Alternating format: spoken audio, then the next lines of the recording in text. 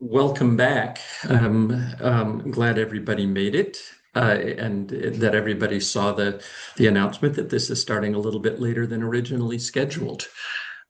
Um, Let me see what I've got here. The topic of this meeting is Emily Dickinson and connection, specifically, which an implication that means human connection. So why would there be a nature panel? Didn't we get enough of that last year in Taipei? But you will have already anticipated me. Our connection to the non-human world is our first connection, without which there is naught. Um, I'm sorry, I'm not sure that Parek is back, and so I'm having to admit people. Arek's here. He's admitting. Oh, is he? Okay, good. Without which there is not. For Dickinson, as I read her, connection to the non-human world, that's her real flood subject, not immortality, as she liked to claim. And it's a rare nature poem that doesn't, in some sense, address it. Are we part of the world or are we not? And in what senses? Connection to the non-human is not always easy. We're elements of the natural world, of course, and we all have moments of communion. But in some sense, there's a way in which the non-human world is always outside of the usest part of us, the parts of us that live in social communities.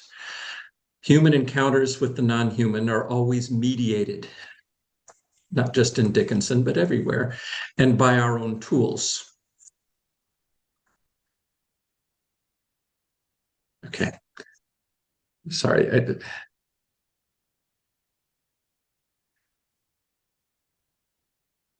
Um, As soon as you pick up a trowel and go to work, everything you touch becomes your own, not the world's. How can we act without purpose? Perception of an object costs precise the object's loss. Dickinson's natural world resists. It will not hold still or fit the categories and needs the speaker applies to it. In one poem, she describes a rainstorm, except the storm keeps turning out to be something else. I love what she does with this. Let me share. I can.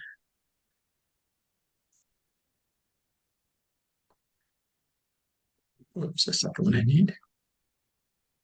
Okay. Like, let me make it big. Like rain it sounded till it curved, and then I knew 'twas wind. It walked as wet as any wave, but swept as dry as sand. When it had pushed itself away to some remotest plain, a coming as of hosts was heard. That was indeed the rain. It filled the wells, it pleased the pools, it warbled in the road. It pulled the spigots from the hills and let the floods abroad. It loosened acres, lifted seas, the sights of centers stirred, then like Elijah rode away upon a wheel of cloud. This riddle poem, in some sense, all of her it poems are a little bit like riddles to me, presents an it that seemed at first like rain until it curved. After the curving, the watchers know that it's actually wind because wind is curvy. The speaker tries comparisons. It walks as wet as a wave. It sweeps as dry as sand. It removes to some remotest plain, only to mount a return as of hosts, as and as and as. Each conversion of the phenomena of the non-human world into something familiarly human gives way to something completely different before any full picture gets realized. All of these moves suggest that connection with the non-human world involves a ceding, a giving up of the very stuff that gives us our sense of knowledge and understanding. Her poems show a mind in the act of finding what will not suffice. In some poems, the recognition is disturbing. One fretful speaker wishes that something called the robin in the brain would keep the other still. No luck. Its lack of stillness is what makes it other. But again, we're nature too, part of that other. And the recognition or recognition of the connection can also, in many poems, be a very positive experience. In one poem, what we can't see clearly turns out to be neighborly. The neighborhood in hearing and the fact that it is invisible. Here's this poem. I read it last night. The mountains stood in haze, the valleys stopped below, and went or waited as they liked, the river and the sky. At leisure was the sun, his interests of fire, a little from the mark withdrawn. The twilight spoke the spire. So soft upon the scene the active evening fell, we felt how neighborly a thing was the invisible. Number of things going on in this deceptive poem, but one of them is simply that as everything vanishes, that's where the neighborliness arises. And I have this, I think, 12th century Chinese painting here, one of the great classics, which is something I can stare at forever. Wuxi's Early Spring, because it seems to be doing the same thing somehow. If only we could shut down our need to name and analyze, or just simply our need, it would be all neighborliness all the time. If only.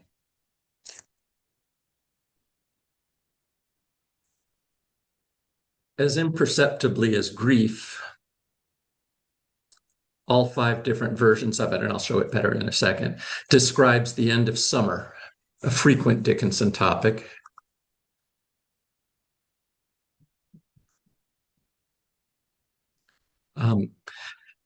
September 21st, that's the end of summer, check, on we move. But in the poem, the summer moving into fall is marked not by the dates of the equinox, technical data that do nothing to address our affective experience, but by a series of comparisons to other natural phenomena. Sound, twilight, dusk, morning, each comparison marking not a definite aspect of the phenomenon, but the evasiveness of aspect, of face. Twilight is already upon us. Morning is foreign. The thinly implied bird is wingless. And again, let me...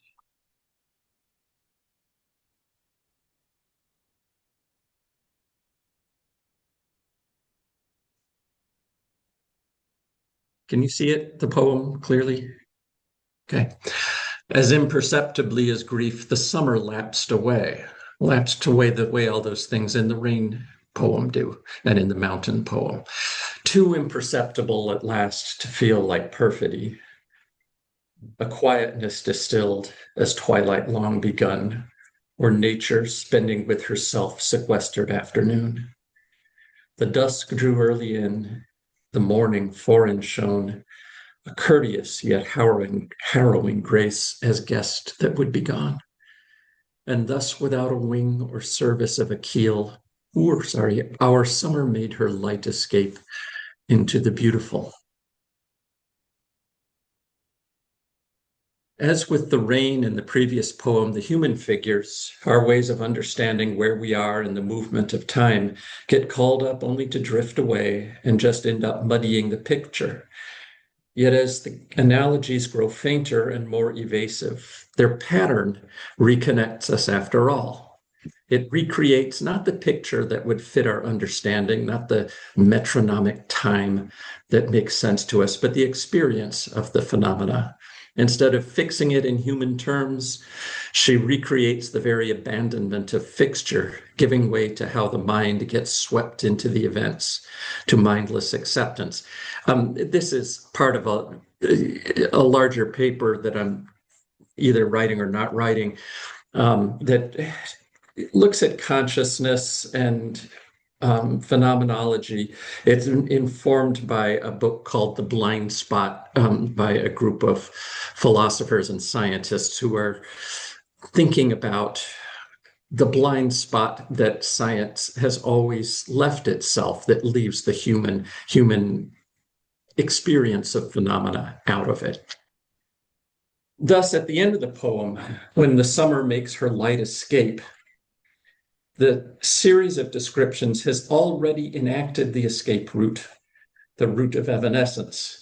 In this poem, we're at once not part of nature, since it fights our terms for describing it and for apprehending it and for making it make sense, and at the same time deeply connected to it, since the experience that the speaker and reader undergo tallies with the imperceptible slipping away of time.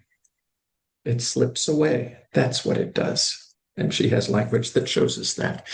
The last human figure in the poem is the keel, and I love that keel, a device for stabilizing us in the infinitely various and varying sea. The keel here may figure as the work of poetry, a device for imposing knowledge and intelligibility on the undifferentiated. Surely poetry does that. And a device that returns us to it as well. In the act of being whisked away, poetry works to return us to the natural cycles that we can only ever partially and momentarily overlay with our own terms. In the end, we're all keelless. Now, a reader is pardoned by this point in the poem for forgetting that in all this evanescence, the end of summer is a way of thinking about or of not thinking about grief. What is grief? Our word for the pain of loss of that which we want to hold. We want this thing to be part of us. We want to be who we are, and that has that person, that loss in it with us, not away from us. It is at once an inward, natural experience. What emotion is more elemental than pain and the pain of loss, and an assertion of us at our most human. Like the woman in Frost's home burial, we won't have the world work this way. We won't. You'll remember that what she's angry about is grief, like all else, dissipates. She didn't want that. We have all had our seasons of loss and separation, and grief is the designation we give to that sense of our being jarred out of the way things inevitably are. Non-human nature knows only change. The lapsing away of grief in this poem marks an unperceived reconciliation, a return. That return, of course, has long been the work of elegy, of the formulation of mourning. In all of these poems, each evanescent figure is a keel that precariously navigates the oscillation between separation and acceptance, between our being ourselves, who else can we be, a language-using animal, and our being in and of the world. Connection lies in the movement between the two terms. Dickinson's characteristic moves shifting her metaphorical terms, abandoning each explanatory figure before it gets fully expressed, marks not a failure of language to connect to the non-human world, but the only way of doing it. That's what I think. Now,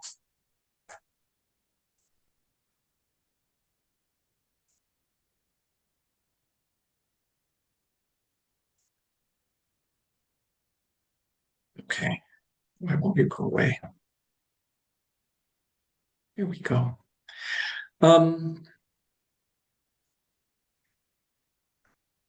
You know who Renée Bergland is, vice president of the Dickinson Society. That's the most important thing. Author of Natural Magic, which, if you have not read it yet, absolutely do so. It's just a marvelous book.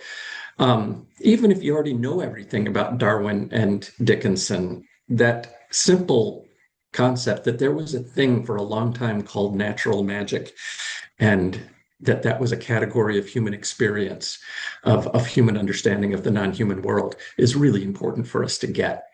She is now the author, most recently, of Poetry for a Burning Planet, Emily Dickinson's Guide to the Apocalypse, which is going to come out in 2027. Right, Renée? Yes. Okay. Please go ahead. Okay. I'm going to share my screen if I can.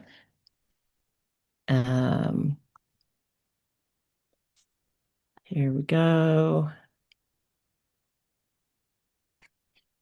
And, oh, that's one slide too early. Okay.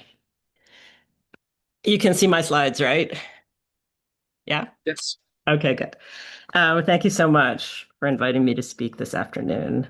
As Dan mentioned, the subtitle of my new book is Emily Dickinson's Guide to the Apocalypse. And I'm really looking forward today to telling you everything I know about the apocalypse. I must confess, I approach the topic with real ambivalence. I'm of two minds. On the one hand, there's something about the apocalypse that makes me giggle. The end of the world has been predicted for thousands of years, and so far, every single prediction has failed. You've got to admit, there's something funny about that. On the other hand, to be honest, right now it does feel like doomsday to me. We're experiencing a polycrisis. Everywhere we turn, we see evidence of doom and destruction. We're witnessing shocking institutional collapse in government, education, finance, and healthcare, but these crises pale in comparison to the catastrophic planetary effects of climate change, fire, flood, and famine. There's death everywhere. It's not just individual beings that are dying. The 21st century has seen shocking levels of species loss. This is an extinction event. The environmental apocalypse is here. When the sky turns yellow because Canada's boreal forests are on fire, and my throat starts to hurt a little and my eyes begin to sting, I find it hard to know whether my tears are physiological, a response to lacrimal irritants, or whether I'm just crying. Are they smoke tears or emotional tears? Maybe both, but I must admit that I'm feeling sad. I'm also scared and anxious and angry. Sometimes I'm filled with despair. The feeling that I'm describing is commonly described as eco-anxiety. In 2025, the United Nations described climate change as a psychological stressor which can have lifelong mental health impacts. When Dan and I were planning this session, we talked about the emotional aspects of Dickinson's ecological writings. At one point, I thought about presenting a paper on Dickinson and ecological fear. And there's much to say about ecological fear in Dickinson. In her poems and letters about the natural world, she expresses anxiety, sadness, grief, and anger, the four primary emotions that the UN associates with eco-anxiety. But Dan and I decided we didn't really want to pile on. Why turn up the volume on the ever-present rising anxiety that we're coping with already? As we talked things over, we decided to focus on more positive emotions.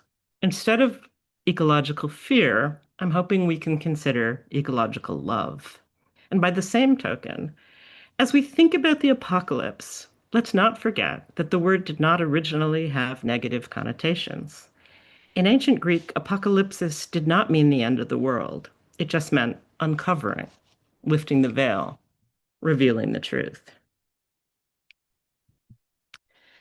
Dickinson used the word apocalypse in a few times, once in a poem copied into a fascicle, a few times as alternatives in less polished loose poems, and once in a writing note. Of these mentions, the one that I'd like to call attention to occurs in Morning Means Milking to the Farmer. I'll say more about this poem momentarily, but before we really dig in, let's remind ourselves that the most basic paraphrase of this poem would be something like, morning means different things to different people. The poem claims that even the simplest words have a lot of possible meanings because there are a lot of possible perspectives. That said, let's focus on apocalypse. When the poem tells us that to a bride, mourning means apocalypse, it's not simply critiquing patriarchal marriage, it's also a play on the etymological literal meaning of the word, unveiling. It's a marriage joke. It's interesting to note that in the earlier variant sent to Susan, there's no bride and no apocalypse. I could say more about that, but for now, let's just agree that the decision to revise and make a fair copy for a fascicle is evidence that the poet put some thought into this use of apocalypse. We should also notice that the same poem uses the word revelation, declaring that mourning means revelation to the beloved. Here it seems likely that the primary meaning of revelation is a disclosure or a revealing of truth, not necessarily any sort of doom or destruction. Etymology can be so tricky. As an aside, if we follow doom back to its Norse roots, it's not necessarily negative either. It means justice, not damnation. I'd like you to notice the way the terms progress here. Each line gives us an identity and an interpretation. Looking at the identities, I'm struck by the progression. It goes maid, then lover, then beloved, then bride. If we look at the way the paired definitions progress, the first two definitions, dice and risk, are both about gambling and chance, while the latter two, revelation and apocalypse, can be read on the one hand as revealing, disclosing, unveiling, or on the other hand, in a very bleak way, as meaning the end of the world. It's worth taking one more look at the variants just to note the change in the line after the hero bride line. What a leap from a single miller to many worlds. This alternative changes the meaning of flood significantly.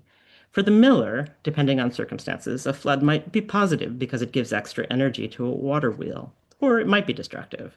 But a worldwide flood, like Noah's, would be immensely destructive, ending an epoch, killing almost everyone, human and non-human. So using world instead of miller emphasizes the connotations of destruction and doom in the bride's apocalypse. So as I said before, the word apocalypse only appears a couple of times in Dickinson's poems and letters. She much preferred revelation. Just a quick look at the etymology of the words. As I mentioned, apocalypse comes from the Greek and originally meant unveiling or disclosure. Um, Revelation comes from Latin, though its root word means reveal rather than uncover. The OED treats the words as synonyms.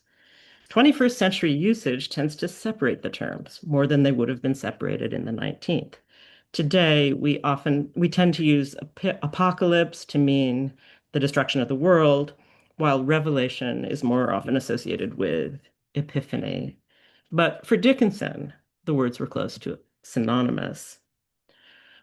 Her dictionary, like her poetry, seems to have put more emphasis on revelation. For Dickinson, I think the primary meaning of revelation was the disclosing of truth, but it seems clear that the notion was tangled with thoughts of death. In her 1862 letter to Thomas Wentworth Higginson, the first one she sent him on the battlefield, the one that starts with the lines about planetary forces, she wrote about revelation as she was trying to find a way to express her fear that he might have been killed. She wanted to know if he was alive or not. The planetary forces letter is very ecologically oriented. Not only did Dickinson mention flowers and fruits, rose, magnolia, blackberry, she also mentioned the climate. The quotation marks around fascination indicate that she was referencing Thomas Wentworth Higginson's ecological essay that speculated about the relationship between shifting ranges of native plants and climatic changes. After she remarks that fascination is the absolute of clime, she continues, I was thinking today, as I noticed, that the supernatural was only the natural disclosed, not revelation 'tis that waits, but our unfurnished eyes. Oh Lord, it's a riddle wrapped in a mystery inside an enigma. I'd say the riddle is what are unfurnished eyes? The mystery is revelation. And up at the top, the enigma is that natural, supernatural pair. So, what do we think Dickinson meant by unfurnished eyes? At times, my imagination goes into full Gothic mode, and I think unfurnished eyes are the empty sockets of a skull.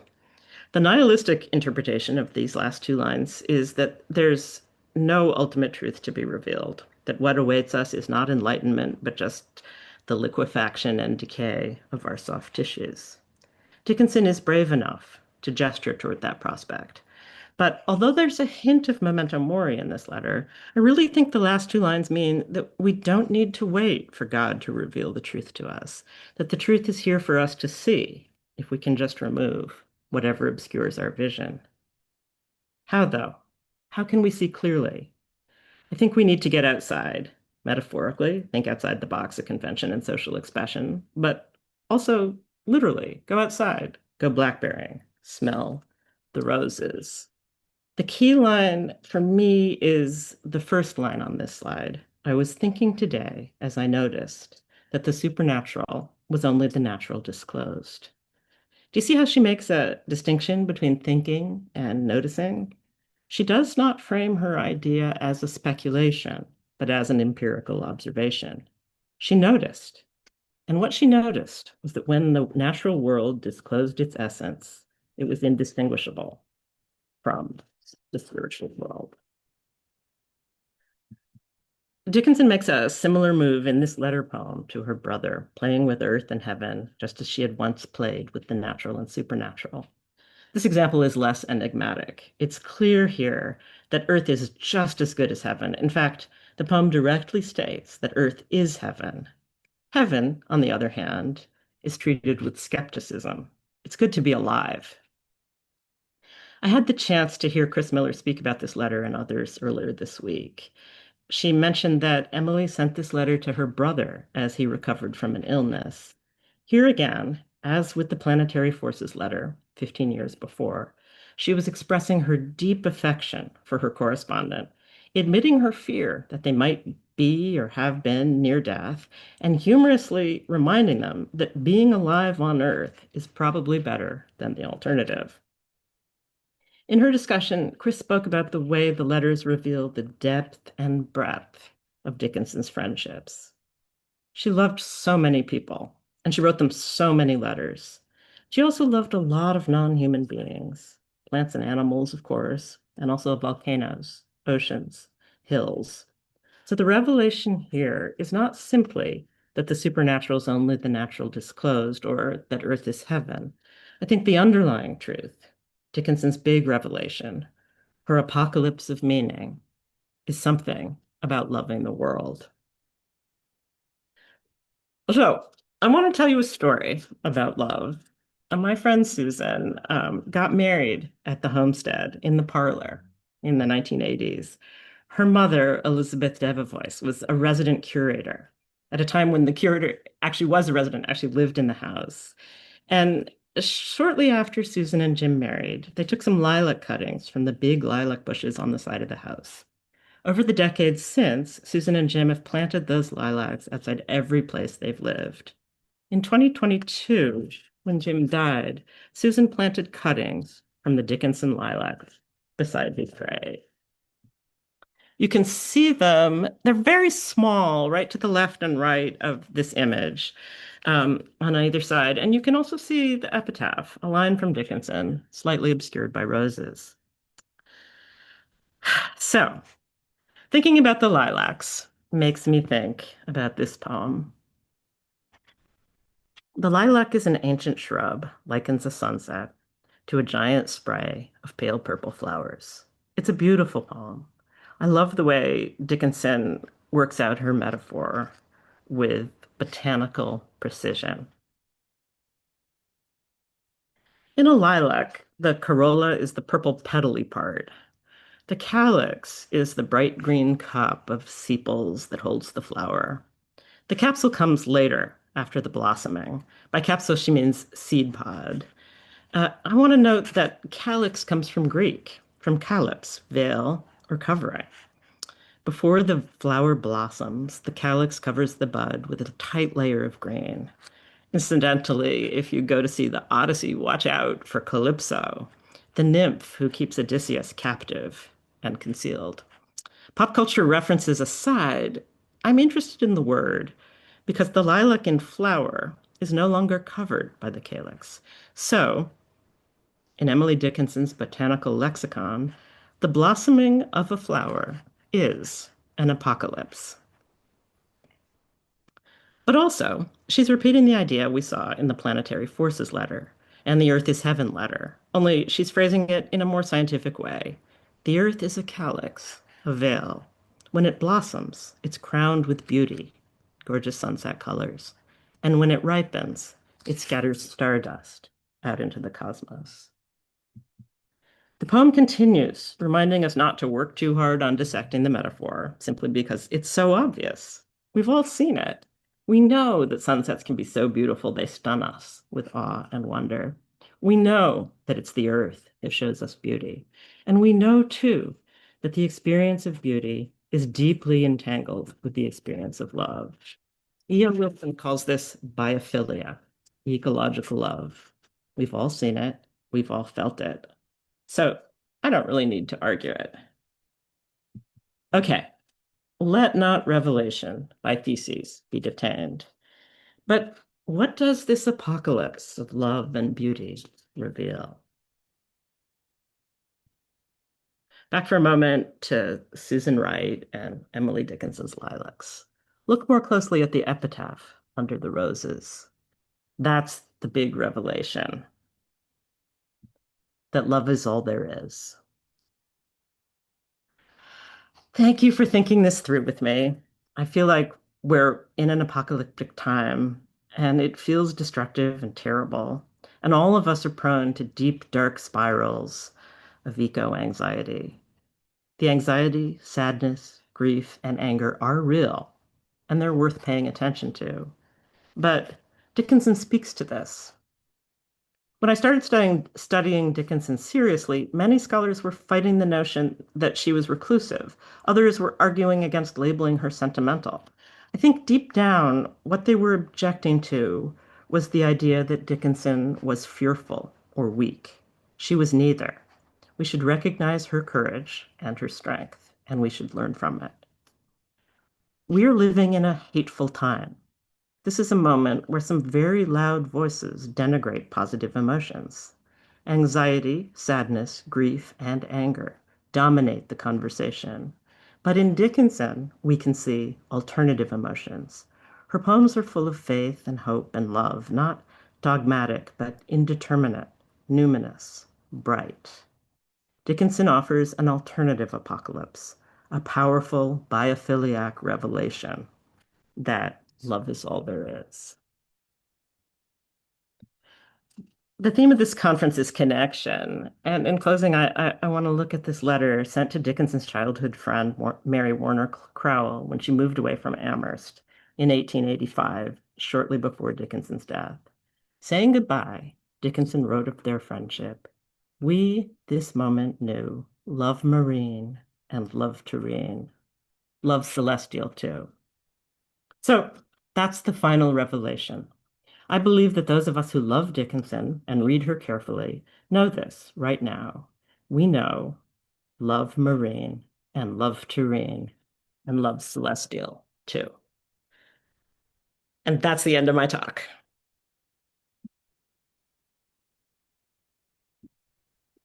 Wonderful. Yes, very wonderful.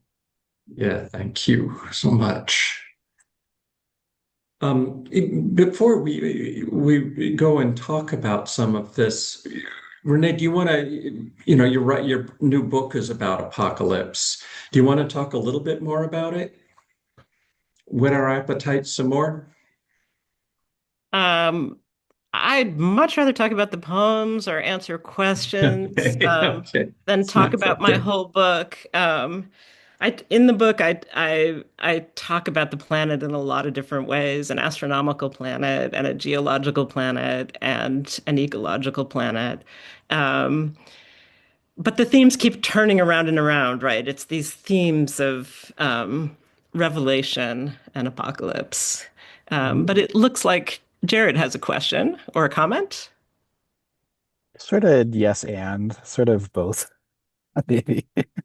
Um, I've said a couple of times this during this conference that I have spiritualism on the brain. I don't know. I spent a month in the American Antiquarian Society learning about a subject about which I knew actually very little because it's related to sort of the topic that I've been writing about for the last 10 years or so. But but one of the things that really stood out for me was the way in which what started out as this really like pretty fringe and sort of easily parodied um s- movement or sort of set of movements grew into a movement for political change that you can really see the difference between the ways that it was received in the North and the South pretty early on, for example, right? Mhm. And speaking about apocalypse, I was reading about a lot of sort of the sort of fellow travelers in a way, so like the Millerites and the Mormons and so forth. And apocalypse was in the air in a really, really big way. And I don't know about you all, but I've really been feeling like I'm living in the 1840s. Like this is 1848, maybe something like that. And some, excuse me, asshole with power is going to, make a gesture like the 1850 Fugitive Slave Act, and we're going to find ourselves in a real, more of a crisis than we are now. Maybe that's already happened. So I'm really excited. I knew you were working on something, but I didn't know what it was. And I love the idea of an advice book from Emily Dickinson. And I think there's room, like I come at this from sort of nonprofit activism and other things, and I really feel as though people who know the 19th century inside and out really have a lot to offer at this moment. And so I'm really happy that you are doing this, and I think that more of us should be thinking about our research in this way. And I would like to hear more about the book, honestly, but if you have anything to say, or maybe as a sort of opening salvo for a conversation, that's what I have to say. Thank Oh, you. thank you so much, Jared. I will say that had the chance to teach a Dickinson seminar this spring, and as you just mentioned, my students are feeling so apocalyptic. I'm sure that's true for those of you who are teaching right now at whatever level. I mean, students are really feeling this apocalyptic mood. And it's so interesting because I don't think I understood it before the way I'm feeling now. The Millerites always seemed hilarious to me. And now we are in a moment like that. And we're also, I mean, there are people who are very, very poor in spirit, like Elon Musk, for example, who think reading is dumb, right? That's part of our current cultural moment that people think that reading is. There are some people who think that it's just stupid and a waste of time. Um, I think that Dickinson is just such a great way for us to get better at reading. She's like a gym, a jungle gym. We really have to work to figure her things out. But what we learn is logic and syntax, putting things together. We learn a lot about science too if we read carefully. And if we're going to face the apocalypse we've got, right? We need logic and syntax and language. We need philosophy. And we also need scientific precision and empiricism, and it's all there in Dickinson.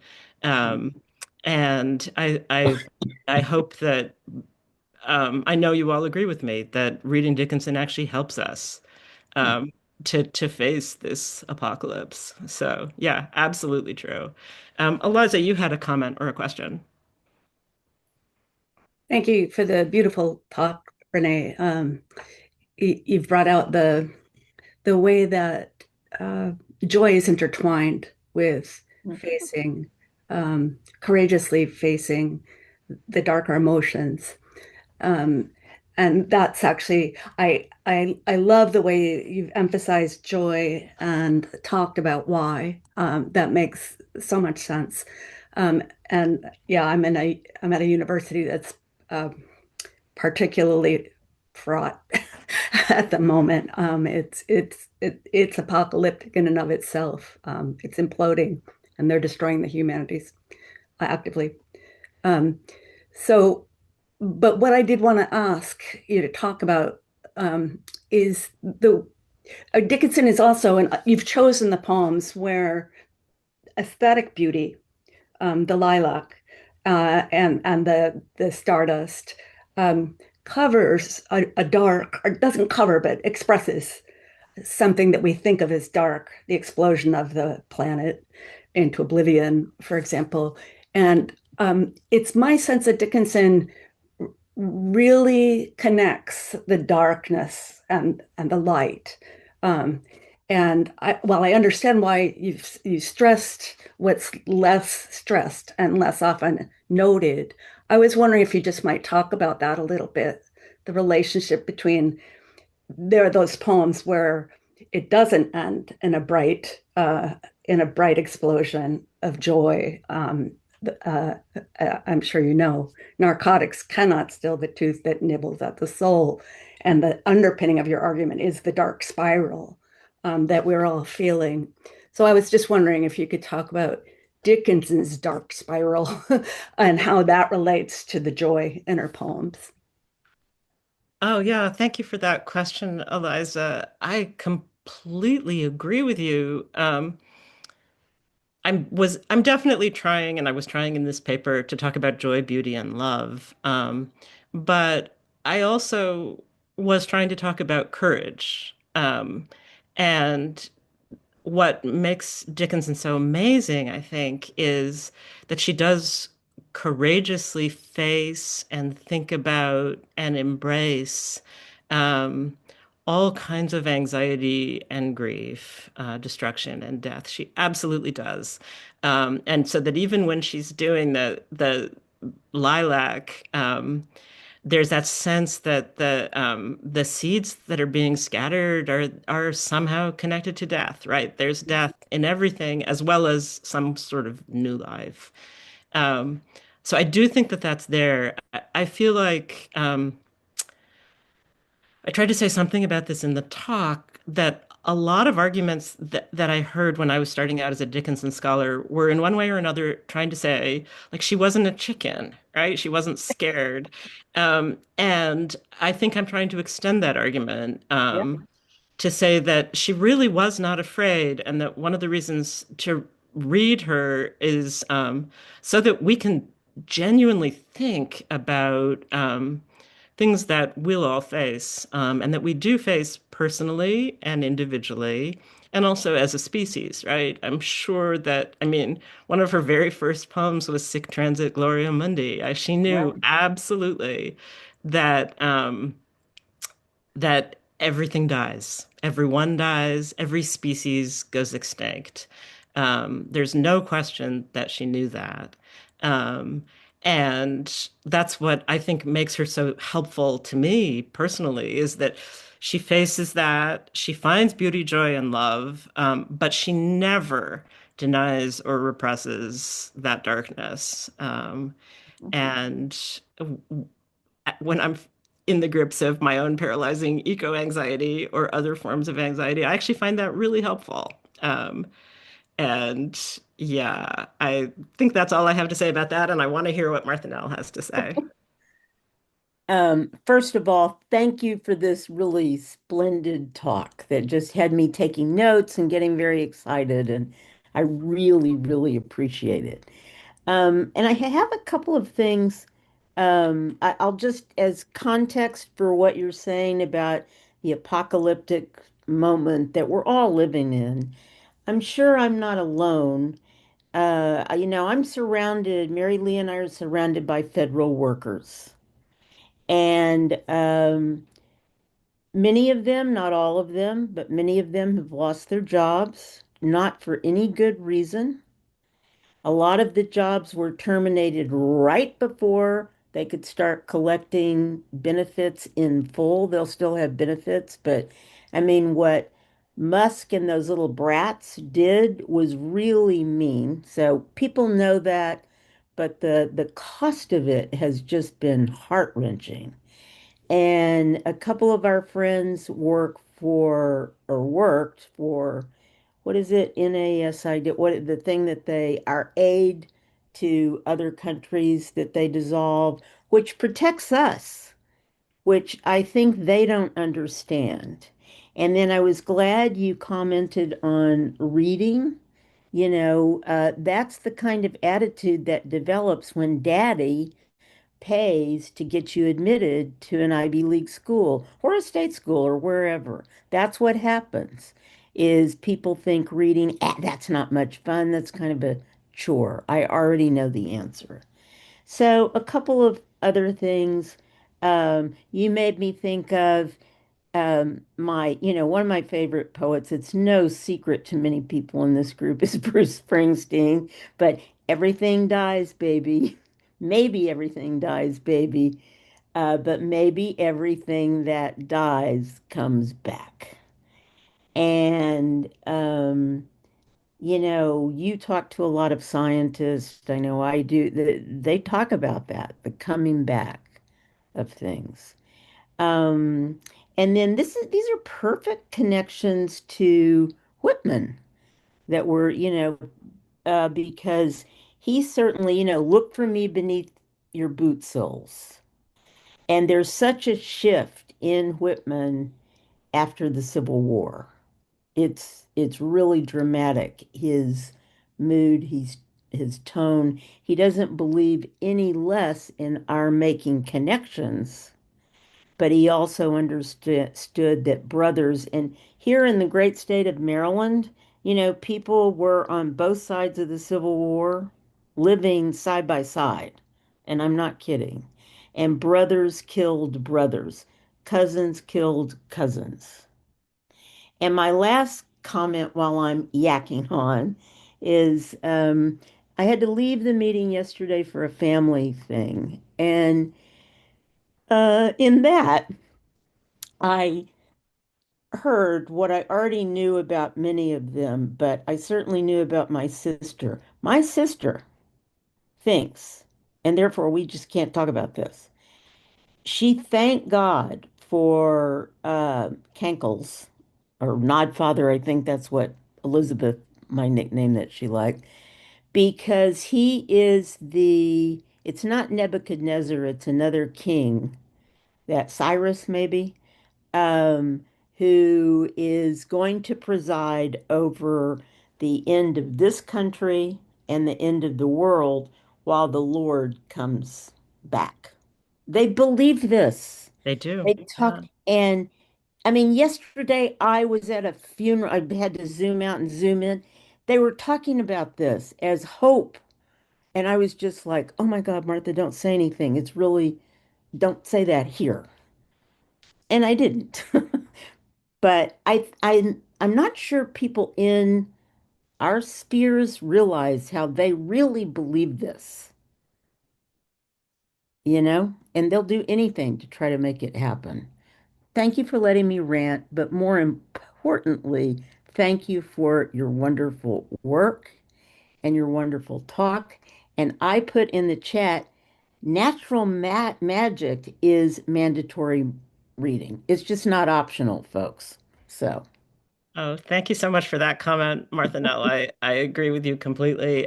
Maybe Of this course is you a do. moment to mention that I got started on this whole long journey in 2008 when I got a Scholar in Amherst Award from the Emily Dickinson Society. I'm sure I never would have been encouraged enough or brave enough to take on someone as formidable as Emily Dickinson without the support of the society. And Martha Nell was totally in charge at that time. So that's why I'm thanking you personally, Martha Well, Nell. you're welcome, but I've never really been totally in charge of anything. Well, that's how it looked to me from the outside. But I want to move on to Anne. You're next. Yeah, I'd love and to hear what you have to say. Thank you very much for your talk, and I'd be delighted for the opportunity to thank you personally. My husband and I both enjoyed natural magic greatly. He is a scientist, and so we came at it from completely different ends. But I wanted to mention a particular poem to see if you could comment on its relevance to what you were discussing, which is "We grow accustomed to the dark when light is put away." It's a poem I often use actually at the end of poetry final for non-English majors in conjunction with the Langston Hughes, the Mother to Son poem that says, "I'm climbing crystals. Life to me ain't been no crystal stair."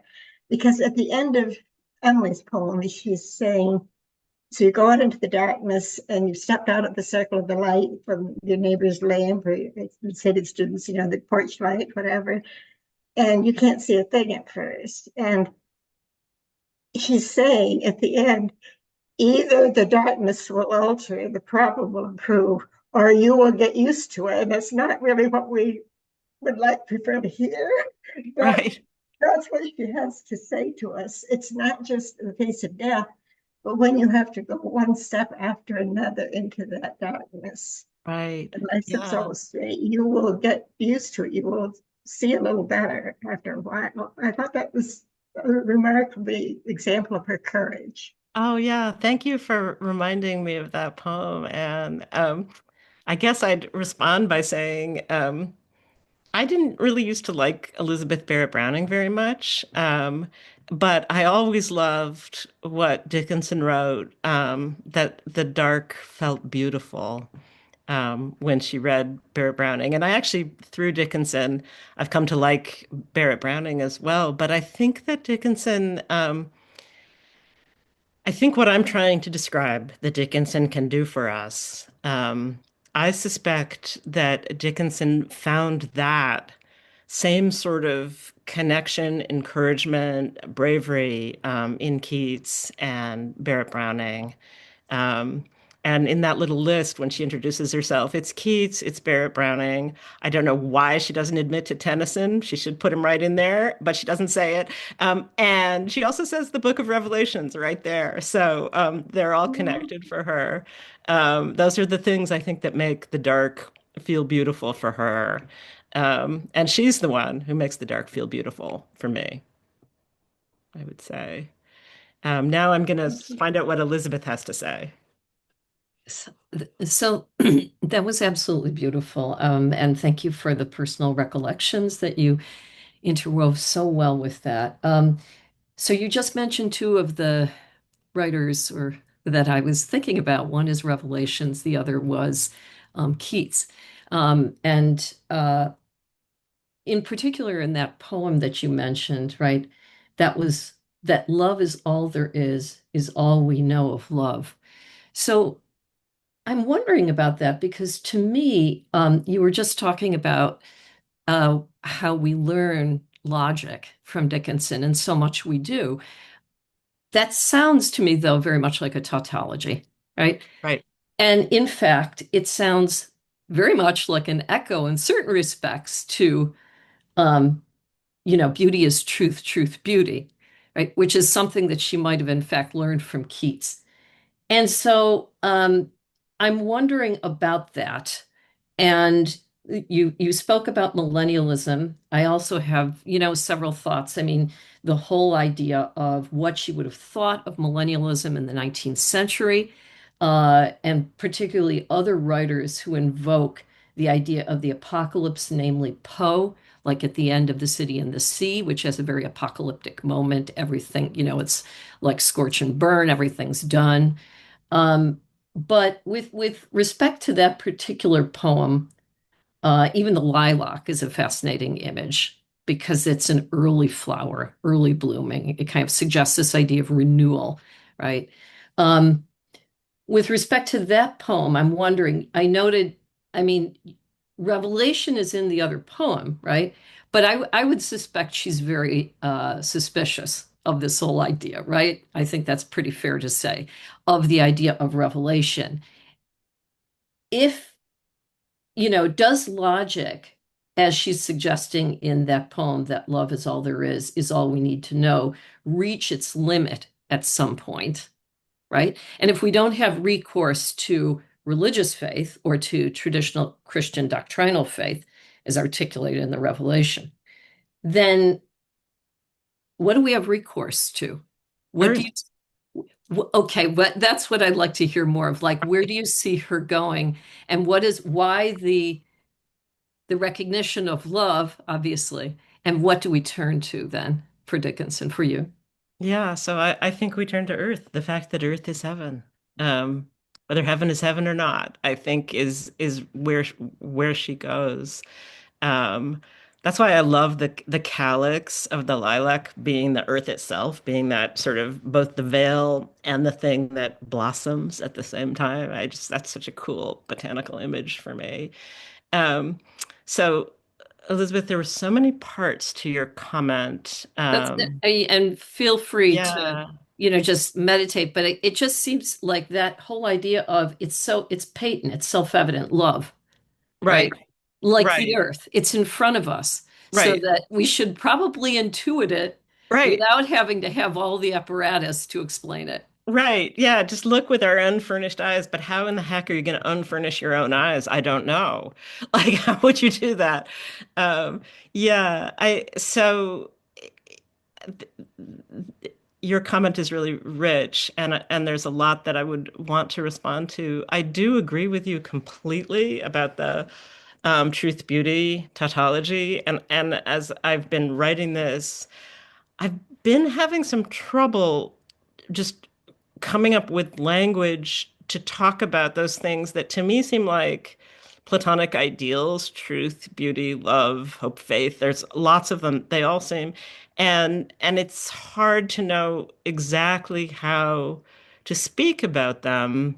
Mhm. Um, I think because I was trained in a hermeneutics of suspicion, and all of them I feel a little embarrassed about, right? Like it's much easier to talk about fear, anxiety, grief than it is to talk about love or hope. And For me personally, it takes a lot more courage to talk about love than it would to talk about fear. I have no problem. I can talk about fear and say stuff for hours without feeling shy. But to talk about love, I think takes a lot of courage. I know I'm sort of hitting back to an original point that I was making, but I really think as we valorize or as we appreciate Emily Dickinson, we should appreciate the courage that it took in her millennial moment and in our apocalyptic moment to talk about those things. It is not easy to do it, but she bravely did it, and I think that's can be a source of like literal encouragement. It can fill us with courage as well, I would hope. Ryan, what do you think about this? Well, Elizabeth's question is fortuitous because I think and your comments are fortuitous because they maybe align a little bit with where I was going to, and so thank you, Elizabeth. And thanks, Renee, for that beautiful talk, and thank you, Dan, for your initial comments as well. What I was going to ask you to follow up on a little bit with was this biophilia. As it's been a while since I've read E.O. Wilson's work on biophilia, um, and some of his forays into like the consilience hypothesis that he has and how he performs that, I've got some mixed feelings about in certain ways. But I do think that there is something super suggestive about biophilia. Um, and something very like if I'm remembering correctly, he has this idea that there's an even it's there's something almost genetic about it, that we are evolutionarily adapted to love the earth. And so there's a kind of natural way in which nature and almost spirituality share a kind of a boundary. I don't know that he would necessarily use the word spirituality, though he might. And so I wonder if you could say a little bit more about biophilia, about the ways in which some of the decisions that are being made in our apocalyptic moment are not just kind of hurting us, but hurting us at like a deep kind of almost genetic or evolutionary sort of level. Like we're destroying the planet, but we're trying. It's like we're trying to reprogram ourselves too, in a way that's very very fundamental, or at least that's a kind of fallout of that. And so, yeah, I was just interested to hear you talk a little bit more about biophilia and how it associates with this question that Elizabeth raised about what do we have recourse to? Right. Yeah. Thanks for that question, Ryan. I'm really interested in biophilia. I love Michael Benton has a book called Extinction where he talks about paleobiophilia, which is like loving the dinosaurs, right? Like loving fossils, loving the deep time, the earth long before us, which in some ways I find even more evocative than biophilia because it gets us into that darkness that we talked about a little earlier in this conversation, and also this sense that extinction happens, it's going to happen to us, it happens to everybody, but we can love the whole process. And I think you're right that Wilson does get a little bit spiritual about this when he's talking about it's a little woo-woo, and I think that's when I originally was introduced to those ideas. I was more, I'd say, naively secular, and I was just really quick to like dismiss everything or suspect everything that seemed woo-woo at all. I was just like, oh yeah, that's not thinking. That's too spiritual or something like that. That was a move that I made often as a younger scholar. And I think that's a gutless move. Honestly, I think that it's much, much I braver agree. to try to think about all of the spiritual elements that absolutely our ancestors were not dumb when they were thinking about morality and spirituality and dismissing those dimensions. It's just as bad as Elon Musk dismissing books, right? It's not what we need right now.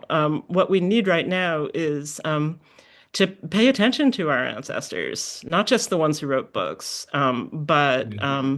the ones who felt deep connections to the natural world.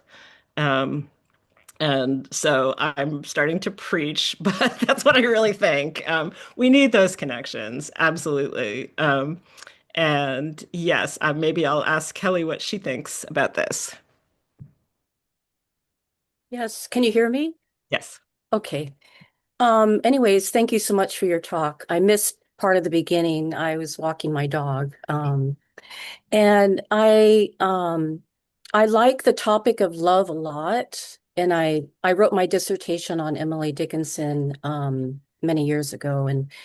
And even though I'm into psychology, I'm also very much, into Emily Dickinson literature. I'm not a literary scholar per se. But one of the things in my dissertation, my director was a Sufi sheikh, and so I've studied many spiritualities in my book that I'm working on slowly. I'm sorry I've been out of touch. I was taking care of my mom, and she passed away last summer, and I that was taking up a lot of my time. But my one thing I utilized was a pedagogy of love. And for me, it's very hard to separate myself in the study.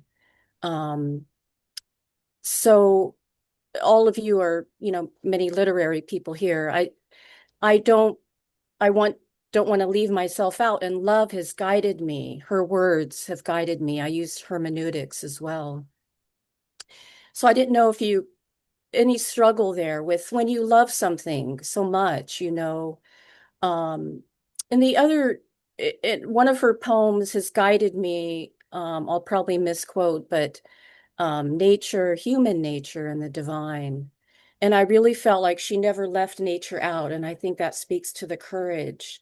She studied, she was very observant, and she loved nature, and it comes through. Um, and I think it was Richard Sewell in the Voices and Visions. She was very observant, and what we would call mindful today, very mindful and aware. So that's super fascinating to me that she sort of, and in terms of divine, I think religion, the struggle, the Calvinist view and whatnot. But I was very struck, and maybe Martha Nell can speak to this too, but her niece, I think in one of her writings, said that Susan wrote in their Bible, God is love.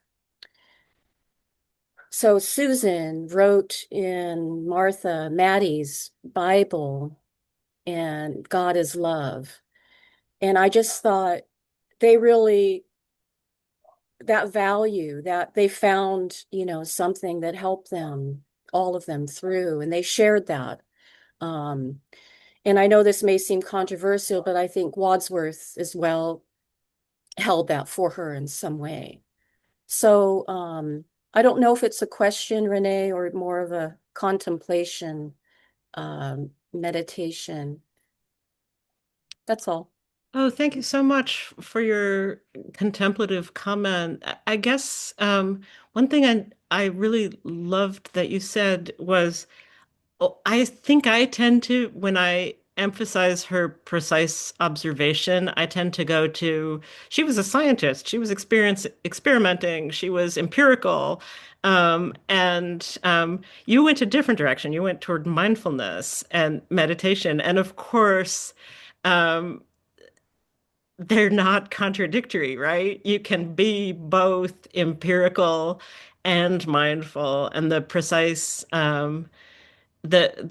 observation can work for both. What is the lilac? It's for contemplation. It's a flower of contemplation, and that is certainly empirical, the way she describes it with her botanical language, but it's also contemplative for sure. So yeah, thank you very much for that comment. Um, Emily, what are you thinking? Many things.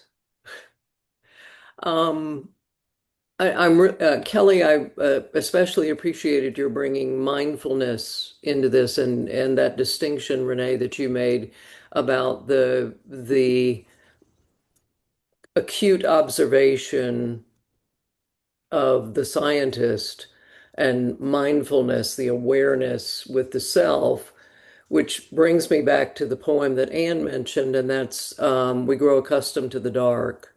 And the turn that it makes in the middle with those evenings of the brain. And then right at the end, for me, the key word is in the last line, and that word is always. Something in the darkness alters, or something in the light, the eyes adjust, or the something in the darkness alters, and life steps almost straight. It's the word almost for me that is key to understanding what Dickinson is describing there and evoking there, that things don't go back the way they were, say, with a stone in a pond, but in fact, something has changed, something has altered, and that is the new state of being. And has there been an apocalypse? Has there been a revelation? Has there been a truth revealed? All of the things that were the darkness, actual darkness, and the darkness of the brain reassemble themselves. And it recalls for me the Toni Morrison's use of remembering, where it means actually putting back together, or even the studies that show that recollection is a reassembling of the experience itself. Almost Almost. straight, almost. Yeah. Yeah. That's beautiful, Emily. I might be out of comments. I have nothing to add except I think you're absolutely right, and thank you for that insight. Parag. So first of all, thank you, Renee, and thank you, Dan. I love Dan, your introduction, and I loved your talk, Renee. And you mentioned some of my favorite people, Barbara Browning and Tennyson. We give Barbara Browning's husband a bit of a mention, Robert, too. But the person I'd like to mention is Emily Bronte. Oh And of yes. course, Dickinson asked that no coward soul Is Mine be read by Higginson at her when she was being put down into the ground. And that poem is all about being part of the earth and me embracing the earth in the same way as Emily Bronte, used Wuthering Heights, and people are probably more familiar with that than No Coward Soul Is Mine. But that's basically what No Coward Soul Is Mine is about. It's about becoming part of the earth again. So I just think the courage that you've talked about here, I think one of the other people that inspired Dickinson was Emily Bronte, the amazing Emily Bronte. So thank you. Glad Absolutely, you mentioned her. 100%. I agree with you.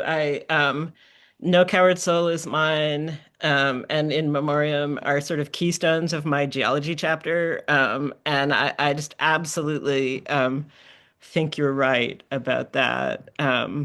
Yeah, definitely. Absolutely. I don't see any more hands. Well, one thing I'm not Nancy, sure what to do with this, but Nancy has her hand up. I didn't Sorry, have my hand Nancy up. Pridgeon had her hand up. Oh, Oh, oh, Nancy, please. Nancy, you're You have to muted. unmute, Nancy. Nancy, you need to unmute. There you Okay, go. we were going to go to lunch and miss this session, and I'm so glad we didn't. One thing I've been interested in for quite a long time is Jed Depman and Emily Dickinson as a thinker. And of course, he gets into a lot of philosophy, which I don't understand, but I usually understand his conclusions. Another thing that I've been thinking a lot about is Emily's use of math and science as ways to think. And Yes. today it hit me that, yeah, why not? The math and science, the science especially, was connected with people who were involved with religion also. And that's been my fascination, how she's been solving problems that she had, accepting traditional Christian religion with using algebra and trying to solve problems with circumference and the dip of Bell. Anyway, that's what I was thinking. Thank you. oh, Nancy, thank you so much for mentioning circumference and the dip of Bell. I completely agree with you. I think paying attention to her scientific language enriches the other elements, philosophical and theological, and they all, I mean, she's so great, right? But they all work together, and sort of give counterpoints and extra dimensions and perspectives. And yeah, I like you, I'm particularly interested in the science, but not in a STEM versus the humanities, this is a big battle way, but rather the other, Yeah. that these are all working together. And here's where I get a little cheesy and say they're all working together toward truth and beauty, I really think. That's not And cheesy. I know. It's not. I think we all need to be more woo-woo. Yeah, I think And so too. I really I, do, but it's hard, Martha. but the scientists are woo-woo. I mean, I I know. was I was Yeah. at a convention or a conference of cosmologists. You should hear them talk, Yeah, they are you very know? woo-woo. Yeah, And that's these are very true. people who are at Princeton and Harvard and over in England. That's who I was listening to, and I thought, oh, we who think we know so much and are so rigorous, we need to listen to these folks. Right. And I had to Absolutely. speak to them. I was terrified. Yeah. They were very generous. And also math. Did I say that? Because mathematics, I've often thought that Dickinson's poems work like a calculus, like an algebraic equation, but then going on to the algorithms get more and more complicated. And one of my friends who, don't ask me what he's doing. I know it has to do with climate, but he's a scientist and he's in Antarctica, and we can email back and forth, and he is measuring the shrinkage and other things, the death of, we think, I being naive, I thought that Antarctica, the Antarctic and the Arctic were just blocks of ice. There's lots of life in them, but we're killing it. I'm sure you know that, Renee, right? Anyway, that's what he's measuring. He says we don't have much time Yeah. just to lift everybody's mood. I've lost Renee. And they're trying to, Elon Musk is trying to destroy that part of our research. I see that livened everybody up. Shut up, Martha. Did we lose Renee? Where'd she? Yeah, I don't know where Renee went. I wonder if she lost her connection. Oh, yeah, I was talking to her. No wonder I've been looking for her through this. Maybe I imagine she's trying to get back. Come back. Meanwhile, Dan, if I may, I think that the gardening tool for the apocalypse is not the trowel, but a hoary. Hori. Uh-huh. Here she comes back. What's a hori? It's a very efficient trowel-shaped knife with a serrated edge, a sharp edge, and markings. It's for planting, digging things up, I knew being that very tool. precise. You can slice roots down underground. It is like something Emily Dickinson would dream up, though, right? It's an amazing tool. So just for those of you who are gardeners, look it up. Renee is back. Renee's back. Renee probably knows what a hori is.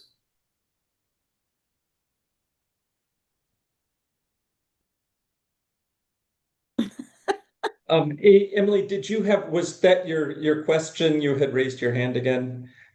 Yes, that was what I had raised my hand about, the hori. Well, I just had a few things to throw in here. One is, Eliza talked earlier about the, attack on the humanities, particularly by state legislatures. But on the national level, the attack is just as fierce on the sciences, goodness knows. Yeah. And so it's on all ways of knowing and all ways of challenging the most basic elemental things. And so, the courage is the courage to keep saying things that are just ordinary truisms.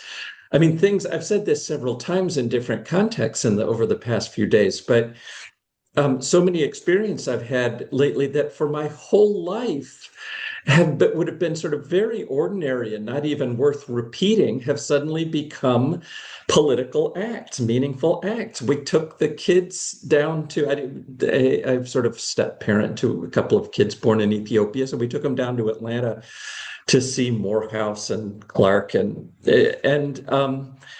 so we did the Martin Luther King trip, a tour, which is a great tour. But I would have, wondered, I would have known most of it and wondered, when we're going to lunch. I mean, it was so moving now and so important to do. I felt like I was standing up. And people in the neighborhood who saw us, rather than being hostile, saw, that we were part of it too. So that was one thing I wanted to throw in. The other is, and this is just because Renee hasn't had a chance to look, but people have been filling up the chat with poems, and one after another. And some of them I could have seen coming, but. One from Axel, I don't know, an apocalyptic poem. So anyway, I don't want to go through and read them all, but I recommend that you do. And Growing Accustomed to the Dark and parody of it by Felicia Nimwa. And then Deborah came back to the poem that I talked about, Like Rain It Sounded Till It Curved, which I can definitely see as an apocalyptic poem, absolutely. That's in the mode I'm in right now. That's not the way I think about it, because apocalyptic stuff happens. It pulled the spigot from the hills and let the floods abroad. It loosened acres, lifted seas, the sights of centers stirred. Yeah, there's your apocalypse. Then, like Elijah, rode away upon a wheel of cloud. And so I went back and said, is that exactly what Elijah does? And I had to go back and check and check the book of Kings. And he doesn't exactly ride away upon a wheel of cloud. He vanishes into a whirlwind. And I was trying to make sense of that and what's Elijah doing in there at this poem, where nature is at once, for the first half of the poem, and that was all I talked about, evading our contact. And this is, all right, you want you want a piece of me, and it comes in and it just smash, smash, smash, smash, smash. And then like Elijah rode away upon a wheel of cloud. And I'm not really sure why Elijah is in that, except that that's a moment of, all right, reassimilation, not ashes to ashes and dust to dust, but swirled away with that absolutely overwhelming sense of nature's power, which maybe the whole poem has been searching for. I don't know. Anybody have any other questions or comments?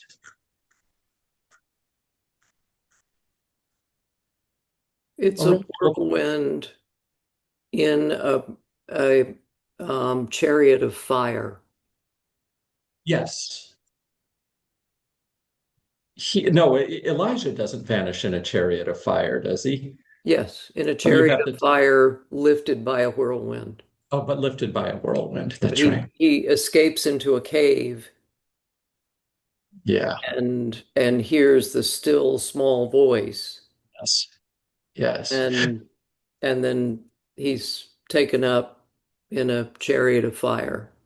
But earlier on in Kings 1, he is, and this part of the story I didn't remember at all. It seems to be a story uh, about drought. And there's a terrible drought, and he's the one who, there's some kind of patterned thing that they're doing, and the Baalites are rejecting him, and he's challenging them, and they want to preserve all the water that they have, and he spends the water, and his way of doing it is blessed, and theirs is not. So it's a triumph over the Baalites, but it's also a kind of faith in traditional agricultural methods that it seems to be about. I'm not exactly sure. Anything else? Any last words, Renee?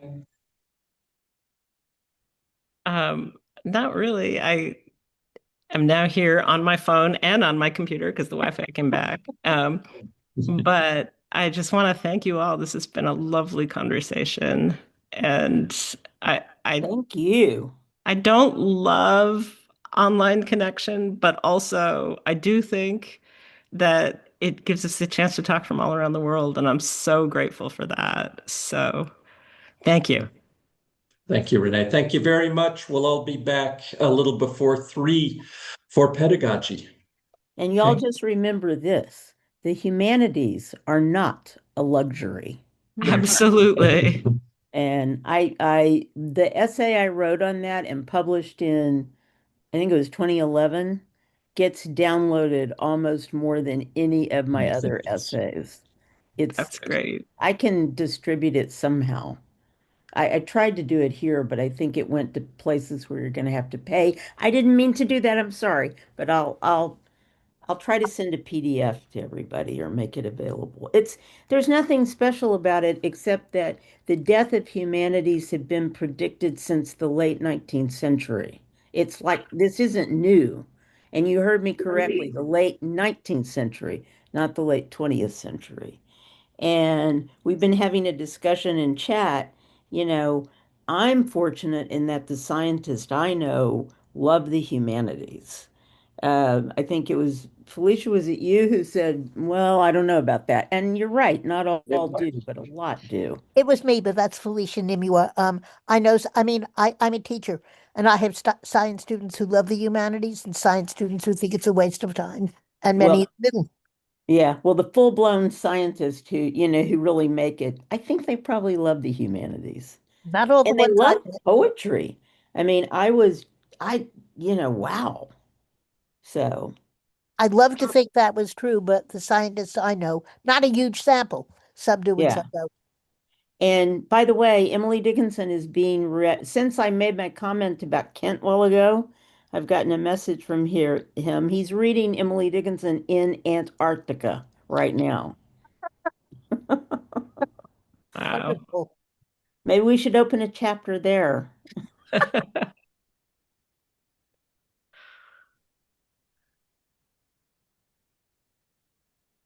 Penguins and krill. True. I mean, it's like y'all would like Kent. He pretends to be grouchy, but he's not. He's a pussycat. If you ever meet him, don't tell him I said that, but it's true.